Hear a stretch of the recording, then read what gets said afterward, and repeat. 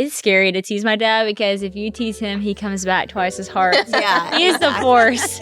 No, he will try to say something about like our fashion. I'm like, seriously? Yeah, look who's talking. Look at what you are wearing. No. All right, Sadie and Maisey. I think the most things we got asked whenever we asked people to like send in their questions was about a parent and adult relationships, because obviously we're in that phase of life. And I think a lot of people want to know, like, what does that look like? How does that feel? How do you have a good relationship with your adult children? And I'm so thankful that we both get to have good relationships with y'all. We love you, and we see you not just as like daughters, but as friends. And that's the dream. That's the best blessing. And so a lot of people wanted us to talk about that. And we obviously don't have all the answers, but we did our best to talk about what that looks like. And so we just thought we'd get your perspective on parenting adult children and what does it feel like to kind of like transition from a child relationship to an adult relationship, and what are some things that maybe we did right, what could we have done better, and like how do you see that in from your perspective? It's good. I can go first on this one. I'll say it's been the biggest blessing and gift to be one of your closest friends. And I think that's funny because people are like, so who are you and Christian really close to? And we certainly have an incredible group of friends. You know, we have our little sermon squad. That's what we call our friend group. But then I'm like, but also my parents are some of our best friends. Truly, we're so close to y'all and we're so grateful for that. And I think that that's been just a really huge gift because I am not a journalist and researcher, so I'm saying this not based out of something I've studied, but based off of just what I think is true. But I think that like before social media, nowadays, like with social media and all the resources we have in the books and the podcasts, you can learn how to parent from looking around the world, which is kind of stressful because there's so many different styles and so many different things, and you're like, is this right or is that right or this, blah, blah, blah. But what a gift it is to have your parent that you can learn from in your life as you parent. It's like you actually are learning from the generations in your family and your home and your space. And so that's been such a huge gift to me because I'm like, that's how they probably learn for the entire, human existence up until now. We have so many resources, but you learn from the people around you who did it before you. And so you want to cling to those generations. And I think that's a great problem that you see with young people is that they distance themselves from their families. They want to be independent and go, do the thing, which is beautiful to be independent, but not to lose that relationship that you have with the generations in your family. Because I learned so much from you. I learned so much from Tu Mama and Mama Kay and Mama Joe, even my great grandma who's still alive, that I get so much wisdom from and oftentimes go to because I'm looking around the world and I'm like nervous about what's going on. And so it's great to go to someone who's 93 years old and go, have you seen something like this before? Like, do you feel good? How are you feeling? And hear just her wisdom. So it's such a huge gift to get to be friends with someone like your mom or your grandparents who then can help you navigate the stage of life that you're in, that they were once in, especially with young kids. And I will say for those listening who don't have a mom in your life that you can go to and you're hearing this and you're like, oh, I wish I had that. I think that's the beauty of the church. The church provides a place where you have a family. You can begin to create that family. You get to be in a space with generations of people who love God and can love on you. And so you can build some of those relationships like that. And even the gift of there being podcasts like this and the books written. There are so many resources. And that's actually one of the reasons why I was so excited when you and Beth wanted to do this podcast and call it Hello Mama, because Mom, you being on my podcast has been such a gift to so many people listening. And I've gotten this said so many times, like, thank you for sharing your mom with me. I don't have a spiritual mom, but to hear your mom speak into my life, like I cling to those words. Or when your grandma's on, it's been like a grandma to me, kind of like the royal family. They're a part of your life, but they're not. And so if you don't have that, you can find that through different people that have opened up their lives on social media or books or anything. but the church is certainly a place to kind of cultivate that and grow in that. But that's been a gift in our friendship because you've helped me now. You're helping me now raise our kids. And, I'm getting so much advice for you, but I'm also just having fun with you in life and playing pickleball and doing fun things together. It's really a gift. I love that. I was thinking of one thing you said about that, like dependence on one another. And I heard this one time and I thought it was so good. It's like whenever your children are little and in the family, you're dependent on one another because you have to be. Like they're dependent on you because they need you to feed them and provide things for them and to take care of them.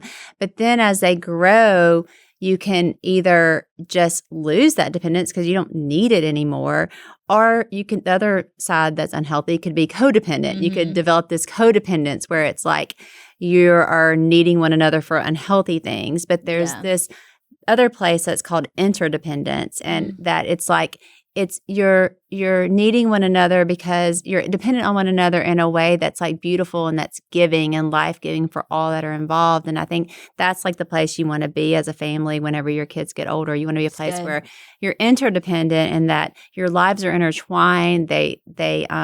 They work towards helping one another in ways that are helpful and loving and beautiful for all, but it's not a codependence where it's like unhealthy. And it's also not of like, oh, I don't need you anymore.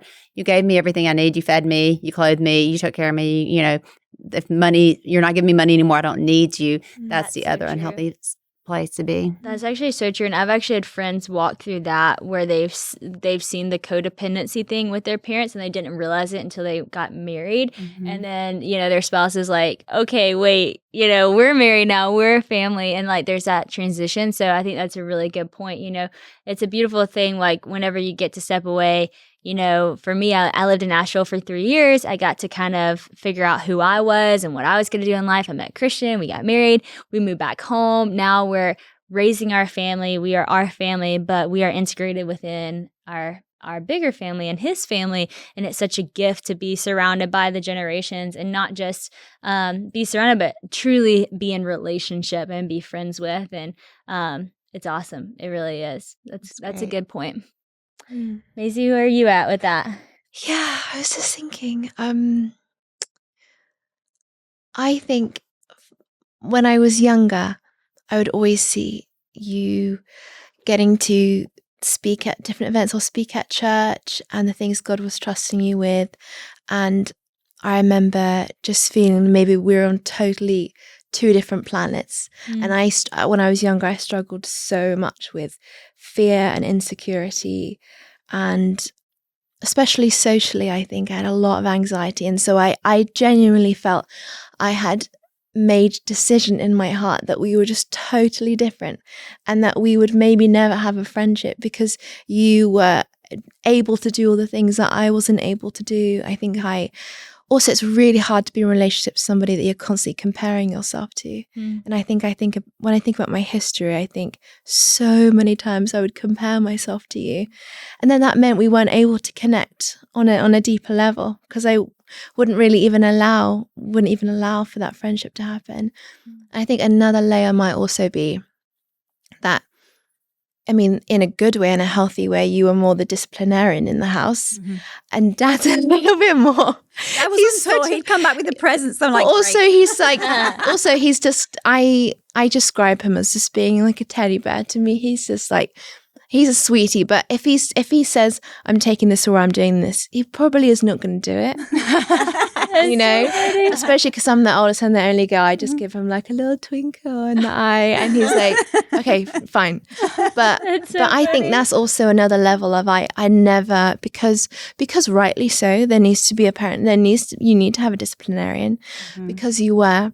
That also added another level, another layer where I thought, how could we be friends? Because you're the disciplinarian, like you're an authority over me. You're not my friend. You're an authority. So I genuinely felt that was something that could never happen or might not ever happen. But what was interesting, as I went away, I went to boarding school, and I then did a gap year and then went to college. As God started to address issues in me of fear and insecurity and shame and that tendency to want to constantly compare myself to you. He's so, I mean, even in Discipline, he speaks so tenderly. He was so tender to me and showed me those things. And as he started to form me as a woman, as I started to grow up and my character was being formed and I was being pressed and tested, there were invitations and opportunities for us to be able to become friends, which was so, genuinely, it felt like we didn't have to force it. Mm-hmm. He would give us these invitations out of the blue, like a trip or a conversation. And I realized we had more similarities than I thought. Mm-hmm. And that to me was such a surprise. Mm-hmm. But it was amazing because I had to go away and be grown and shaped, and then for us to come together again.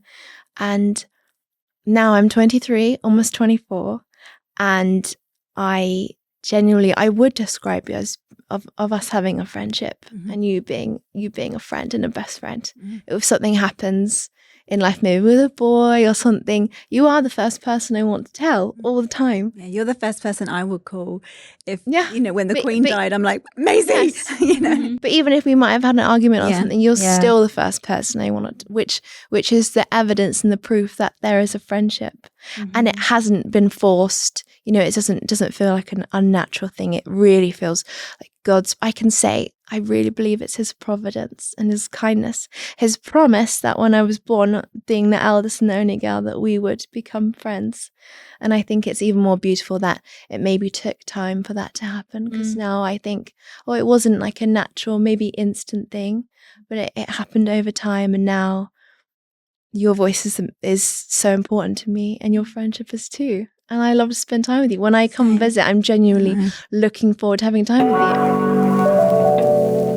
You probably already know this, but Nature Medic has been my go-to for skincare for a long time because of its unique performance-driven products that are gentle enough for teenage skin, hydrating enough for adult women, and restorative enough for mature women. We have 4 generations in our family that love it. Nature Medic's formula includes hyaluronic acid, peptides, glycolic acid, vitamin C and B5, and natural botanical extracts. Hyaluronic acid makes a huge difference in the amount of moisture on your skin. So while most brands only have about 2%, Nature Medic has 35% hyaluronic acid. It's also free of parabens, fragrances, and gluten, so your skin gets only what it needs and nothing it doesn't. Plus, Nature Medic products are all dermatologist and allergy tested. Nature Medic infuses skin with healing hydration and rejuvenating antioxidants every time you use it. And within just 2 weeks, your skin will look firmer, younger, and brighter.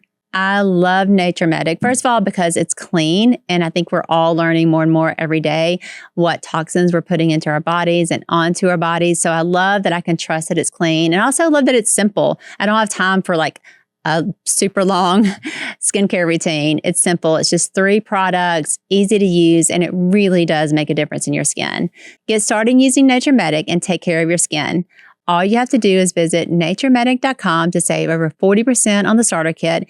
And don't forget to use the code MAMA at checkout for an additional 20% off your order. That's naturemedic.com. Take the next step in improving your skincare routine today.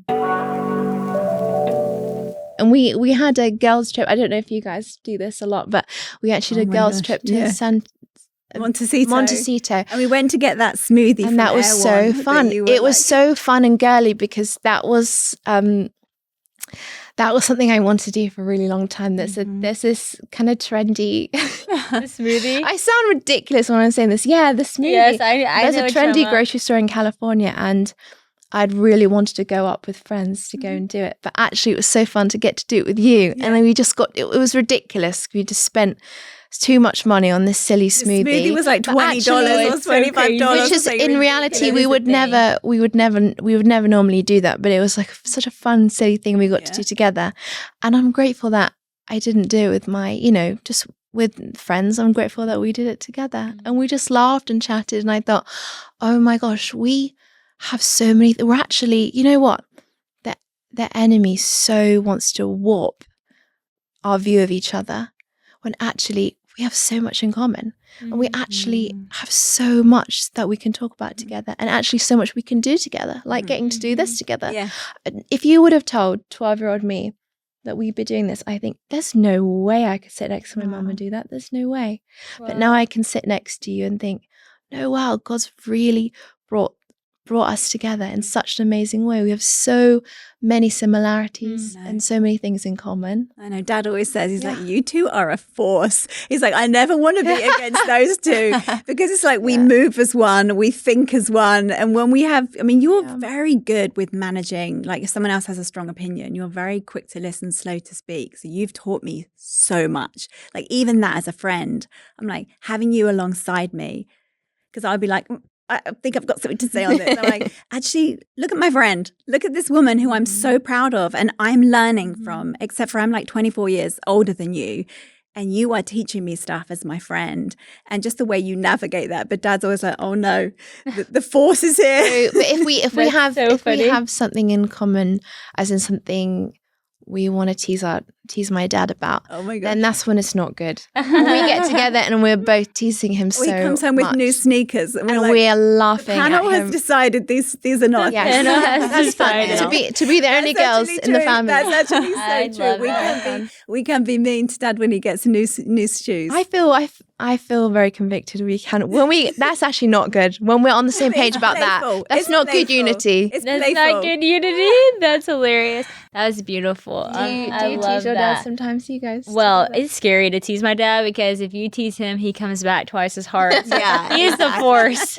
No, he will try to say something about like our fashion. I'm like, seriously? Yeah, look who's talking. Look at what you are wearing. No. My younger sister, though, she gets Dad. Like you met her last night. She's like very funny. And she definitely has been the one that's actually gotten Dad. Like I think he said something about fashion, and she said something along the lines of like, yeah, well, you're the only 50-year-old man I know that wears workout clothes like every day of your life. Like something like, and he was like, what? Like he like Fair it point. was so funny. I know. So my sister, but I love hearing that. That's so good, and I know that's just gonna like just relate to so many people who are listening. And I think for y'all, and maybe you already answered this, but like, does it feel like with becoming friends with your kids as they become adults, is it just something that really does take time, that you have to lean into the time? Because it seems like with y'all's relationship, it just was like it took time, you know? And I think so many people, like, you want it instantly, you want to force it, but you kept reiterating like, it was never forced. How, like, just as a question, like, was that hard to sit in the tension of like waiting for that to happen? So hard. Yeah. But I felt for Maisey, because from the beginning, I mean, I was 24, and we are very similar in our mannerisms. We're very similar in our spiritual gifts. We're very similar in just the way we relate to people. And I think Maisey heard that message her whole life. You know, you're Matt Redman's daughter, so let me talk to you about your dad, but you are so like your mum. You so remind me of your mum. You know, you're your mum's twin. And imagine how that feels when you are your own person. Yeah. And so the message you're receiving is you're not unique. You're not a standalone. You're just an extension of these two people. And I think the enemy really tried to use that. And I would come on, you know, hot and heavy of just like really like, let's be BFFs now, and actually giving Maisey the space to go, let her go and just figure this out. And I just remember that moment where you kind of came back as your own person. And I think we were lining up to go through TSA. And they were like, are you guys sisters? You're like twins. Oh my goodness, you're the same person. And I just saw it just like wash over you, like, okay, that's your opinion, but also I know who I am. And this woman's my friend. She's not my rival. Being like her doesn't make me feel less like me. And that's something God had to do. And I mean, Maisey, I just admire you so much, because you're not like me, although we are so similar. What I just said now, like, I have seen so much of God in you, of like, I want to be like that, especially the way that you listen. I've never met anyone who can listen the way that you can and love people and get down on their level. And so, you know, if you ever felt that you were less than me, or I just want you to know, like, I feel so proud of who you are in your own right. But also I want to say, if someone's listening and you don't have a mum, you might suddenly have just felt like, I'm not in this conversation anymore. I'm on the outside looking in on something I don't have. I just want you to know that you are not alone, that you are not excluded from these relationships. And even though it might feel like you are not. And we have a God in heaven who's a provider. And if you lost your mom or the relationship is broken, God sees you and he will bring people into your life. Sometimes when you've almost released it and you're not looking for it. And God will show up in whether it's, in your singleness or in your mothering. God will show up and bring women, because that's the job of the church. That's the calling in Titus 2, is the older women.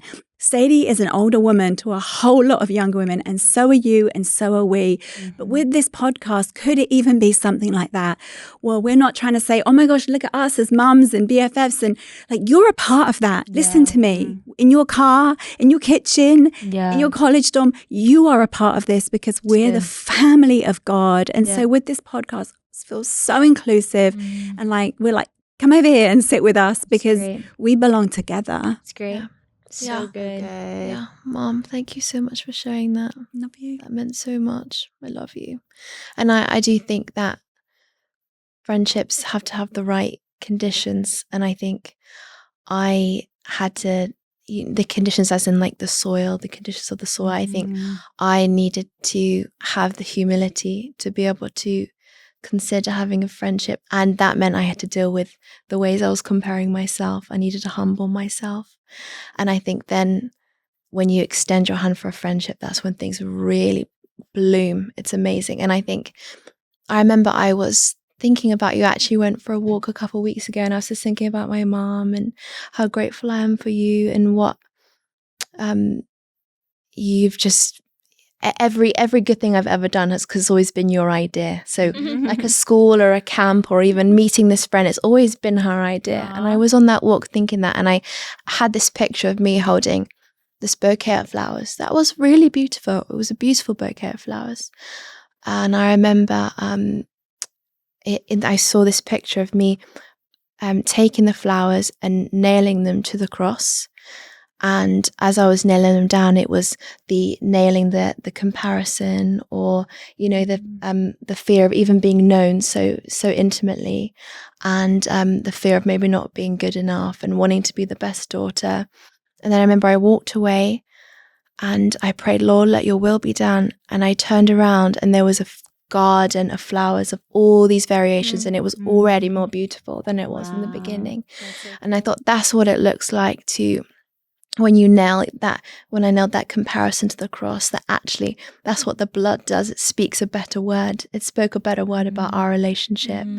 And the blood transformed, the blood of Jesus, his promise over our lives and his promise to us, his blood changed our relationship, and it made it even more beautiful than it was before. So I'm just excited because I know all of our days are written in his book, and that also means that our times together have been written in his book, and I can't wait. I love that movie. So good. So It's beautiful. beautiful. Thank you both for sharing all that. I was thinking about, as you were saying that too, is how God loves us and the way he waits patiently for us. He's not forced. He's there. He's always there and waiting for that relationship and for us to turn back for him. And it reminded me of, the story of the prodigal son, and he goes away and the father's still there. He's like looking and just waiting, and he's not forcing it. He's not saying, oh, you need to change, you need to do this, or we need to be in a relationship here. He's just waiting. And then as soon as his son turns back, he just runs to him and hugs him and gives him everything and throws a big party. And it's that, I think, part of that within relationships, within mother-daughter relationships, or any friendship relationships, there is a piece of that, like allowing that person to learn and grow and come to things that they need to come to within themselves, between them and God, and not forcing it. And I think that that's where relationships can get really healthy, and that's the way God loves us. He shows us that example of like saying, I'm here, I love you, I'm not going anywhere, I'm going to be right here whenever you're ready for this relationship to to grow and to change. And so I think we can all learn from these types of relationships, because it's not just about mother-daughter. You can put this in your friendship or within your marriage. You can get in a marriage and try to force it and be like, oh, we're supposed to be best friends and we have to do this and you have to do all this.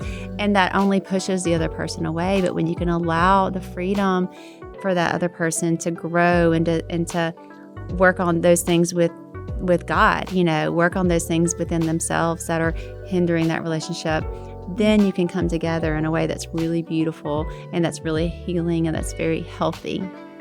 So, all right. Well, I think we can wrap this up. Thank you again for being here and listening. And we just hope that this is helpful to you, and hope for the things that we share we can put into your life. And we hope you have a great day.